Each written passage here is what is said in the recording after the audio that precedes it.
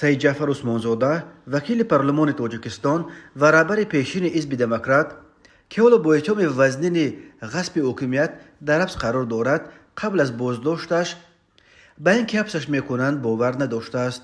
در این باره روز 25 میلیون سال 2024 در صحبت با پایگاه خبری بامداد یک ژورنالیست تاجیک خبر داد.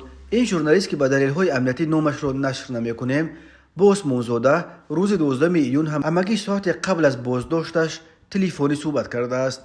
او گفت البته از سر و صداهایی که در اطرافش آن روزها برخواسته بود نگران بود، ولی اصلا فکر نمی‌کرد که کوهش تو به حبس و آن هم با اتهام جدی غصب حکومت میکشد و بر آن میاندیشید که آیا کدام عملش سبب چنین قهر مقام شده است.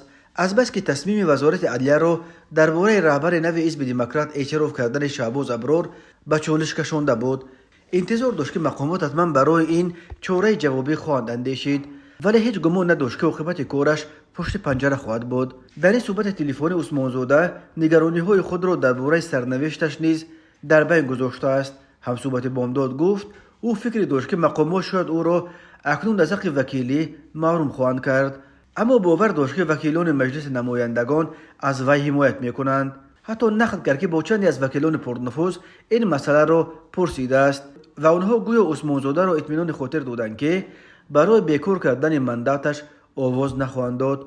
آنها گفتند که تا انجام وکالت آنها همگی چند ماه دیگر مانده است و دیگر ضرورت نیست که یگان وکیل را از مندات محروم کرده برای همگی چند ماه از نو انتخابات میانه دوره دایر کنند. داستان کل تاجیکستان یوسف رامون روز 12 میلیون از وکیلان مجلس نمایندگان بیکار کردن دخل‌ناپذیری وکیل عثمانزاده و اجازه حبس او را درخواست کرد. وکیلان برخلاف انتظار عثمانزاده این درخواست را یک دلانه پشتیبانی کردند.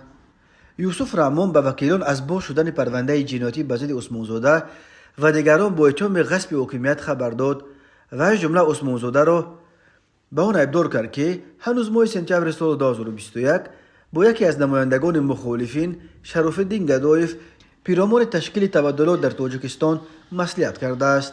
یوسف رامون در پارلمان همچنین گفت که سید جعفر عثمانزاده برای صادر نمودن این جنایت از نماینده یکی از دولت‌های خارجی برای جلب شخصان با نفوذ و تشکیل کردن گردجمعی‌ها 10 میلیون دلار آمریکایی خواهش کرده است. اما او اشاره نکرد که عثمانزاده از نماینده کدام کشور برای غصب حکومت 10 میلیون دلار کمک مالی خواسته است. شراف‌الدین گدایف قبلا به بامداد گفت سخن درباره یک ژنرال امنیتی روس می رود که در پایان ماه مارت به طور مخفی به تاجیکستان آمده با چند نفر از جمله با عثمانزاده صحبت کرده است.